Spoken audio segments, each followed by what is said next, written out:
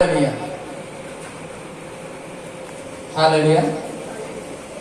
আছে,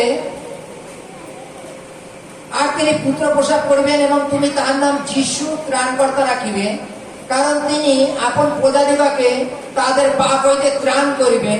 এই সকল ঘটিল যেন ভাববাদী দ্বারা কথিত প্রভুর এই বাক্য পূর্ণ হয়। দেখো, সেই কন্যা গর্ভবতী হইবে এবং পুত্র প্রসব করিবে, আর তার নাম রাখা যাইবে ইম্মানুয়েল। হালেলুয়া। পুরাতন নিয়মে যীশু খ্রিস্টর আসার বিষয় লেখা ছিল আগের থেকে, যে তিনি আসবেন এবং তিনি মানুষের মধ্যে বসবাস করবেন, আর তার নাম ইম্মানুয়েল রাখা যাইবে। ইম্মানুয়েল কথার অর্থ হচ্ছে আমাদের সহিত ঈশ্বর। কাদের সহিত? আমাদের সহিত ঈশ্বর, মানে ঈশ্বর মানুষ রূপে আমাদের সাথে বসবাস করবেন। Hallelujah, Emmanuel. হালেলুয়া।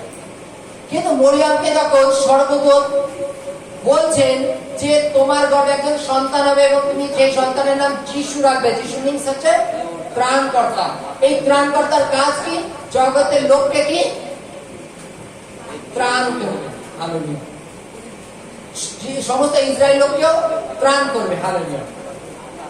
দেখো, একটা জিনিস, এখনকার দিনের নাম, আমাদের নাম যদি একটু মানে মানে প্রত্যেকটার উপরে, যেমন মনে করো ভালো একটা সিরিয়াল হয় এখনকার বাচ্চা কাচ্চাদের, তার উপরে আমরা নাম রেখে দিই। কেউ একটুখানি কালো হলো, তারা কালা চাঁদ বলে ডাকা শুরু হয়ে গেল, তাই তো? এরকম ভাবে বিভিন্ন ভাবে ডাকে, কোনো মানে যে যার যেটা ভালোবাসে সে সেইটা করে। কিন্তু আগেকার দিনের নামের অর্থ থাকতো, প্রত্যেকটা মধ্যে অর্থ থাকতো, অর্থ। হালেলুয়া। যেমন উদাহরণস্বরূপ, একটা ড্রাইভার মনে করো কিছু প্যাসেঞ্জার টেনে নিয়ে যায়, সেই লোকটাকে আমরা কি বলি? ড্রাইভার বলি। হালেলুয়া। সেই ড্রাইভারের কাজ সকলকে টেনে নিয়ে যাওয়া, বহন করা। হালেলুয়া। তদানুসারে তার নাম ত্রাণকর্তা যিশু রাখিবে। যিশু কথার অর্থ হচ্ছে ত্রাণকর্তা। তিনি জগতের লোককে ত্রাণ করিবেন। হালেলুয়া। তিনি কি করবেন? জগতের লোককে ত্রাণ। ত্রাণ মিনিংস হচ্ছে উদ্ধার। তিনি জগতের লোককে উদ্ধার করবেন। এবং তার বিষয়ে ভবিষ্যবাণী, যে মরিয়মকে স্বর্গদূত বলছে যে তুমি তার নাম যিশু রাখবে, আর তার যিশু কথার অর্থ হচ্ছে ত্রাণকর্তা, কেননা তিনি সমস্ত ইসরায়েলকে উদ্ধার করবেন। হালেলুয়া। এই উদ্ধার সম্বন্ধে আমরা কি বুঝি?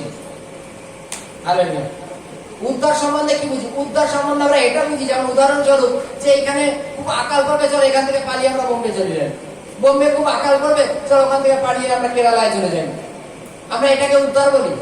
যে কিছু বন্যা হলো, কিছু লোক এক জায়গায় ভেসে আছে একটা দ্বীপের মধ্যে, চলো একটা প্লেন হেলিকপ্টার নিয়ে গিয়ে ওখান থেকে কিছু লোক আমরা উদ্ধার করে নিয়ে আসি।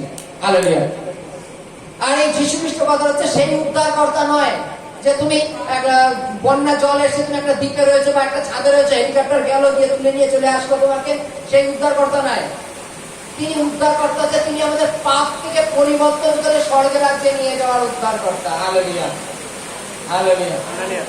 তিনি আমাদের উদ্ধারকর্তা। আমরা যেন জগতের ভাবনায় না থাকি, জগতের অনুপাতে যেন না চলি, আমরা ঈশ্বরের দেখানো পদ্ধতি আমরা যেন স্বর্গের রাজ্যের অধিকারী হই। হালেলুয়া। প্রতিনিয়ত আমরা দেখেছি যে আমরা জগতের মানুষ পিতৃপুরুষদের কথাবার্তা মেনে চলি। হালেলুয়া।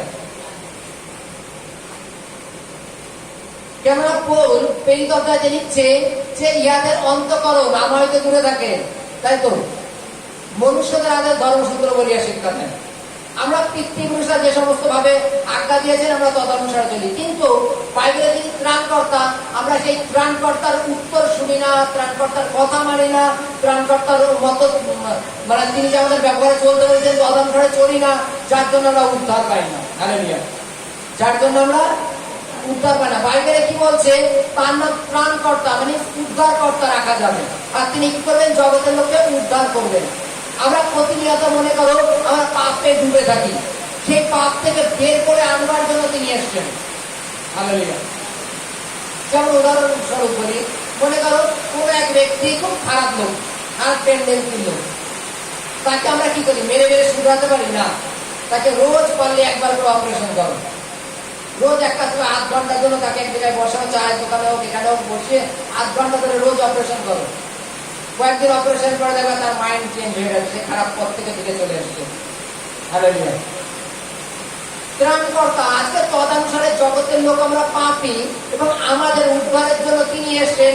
তিনি আমাদের শিখিয়েছেন, কি শিখিয়েছেন? যদি তোমার দুটো জামা থাকে, যার জামা নেই তাকে একটা দাও। যদি তোমার দুটো প্যান্ট থাকে, যার নেই তাকে একটা দাও। যদি কেউ তোমাকে গালাগালি দেয়, অভিশাপ দেয়, তুমি তার জন্য প্রার্থনা করো।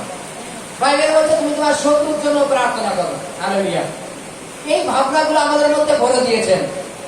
আমরা যে আগে পাপে চলতাম, আমাদের মধ্যে যখন এই ভাবনা চলে এসছে, তখন আমরা কি করি? পাপের থেকে বেরিয়ে আসি। তিনি আমাদের জন্য কোনো লাঠি তোলেননি মারার জন্য, যে তোমরা কেন শুধরাবা না, তোমাদের ত্রাণ করার জন্য আমি এসেছি, আমি তোমাদের লাঠি দিয়ে ত্রাণ করবো, এটা তিনি বলেননি। তিনি সুসমাচার দিয়ে ত্রাণ দিচ্ছেন। তিনি আমাদের বোঝাচ্ছেন, বাইবেলে লেখা আছে তোমরা প্রতিশোধ নিও না, প্রতিশোধ নিয়ে আমার কর্ম। হালেলুয়া। তোমরা প্রতিশোধ নিও না।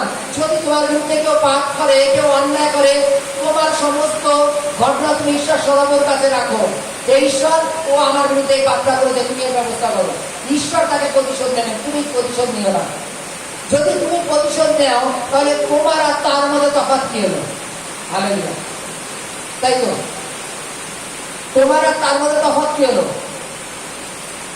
হালেলুয়া। শঙ্করের ছেলে কাঁদতে কাঁদতে বাড়ি যাচ্ছে স্কুল থেকে। কেন কাঁদছিস? ওই পারে রাম আমাকে মেরেছে।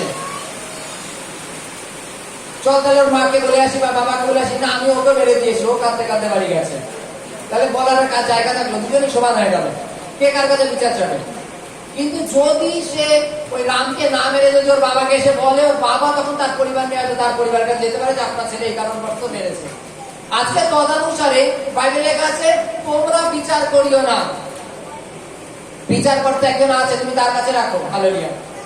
কেননা যদি সে পাপ করেছে, তার পরিপ্রেক্ষিতে যদি আমরা পাপ করি, তাহলে দুজনই সমান হয়ে গেলাম। বাইবেলে বলছে যে ত্রাণকর্তা তিনি উদ্ধার করতে এসেছেন, তিনি আমাদের সুসমাচার দিতে এসেছেন, আমাদের উদ্ধার করতে এসেছেন, যে পাপের পরিবর্তে পাপ করো না। হালেলুয়া। পাপের পরিবর্তে যদি পাপ করি, তাহলে তো দুজনই সমান হয়ে গেলাম। তিনি আমাদের লাঠি নিয়ে ত্রাণ করতে আসেননি, তিনি মারধর দিয়ে আমাদের শাসন করতে আসেননি, তিনি সুসমাচার দিয়ে আমাদের পরিবর্তন করতে এসেছেন, আমাদের মাইন্ডটাকে, আমাদের ভাবনাটাকে পরিবর্তন করতে এসেছেন। যে দেখো, যদি তার সাথে তাকে আমরা মারি, তাহলে সেই মারামারি সমানই হয়ে গেল। হালেলুয়া। হালেলুয়া। তার নাম ত্রাণকর্তা ইম্মানুয়েল রাখা যাইবে। পুরাতন নিয়মে তার বিষয়ে লেখা ছিল ইম্মানুয়েল কথা হচ্ছে আমাদের সহিত ঈশ্বর, এবং তিনি আমাদের সহিত বসবাস মানসিক রূপে করেছিলেন। হালেলুয়া। হালেলুয়া।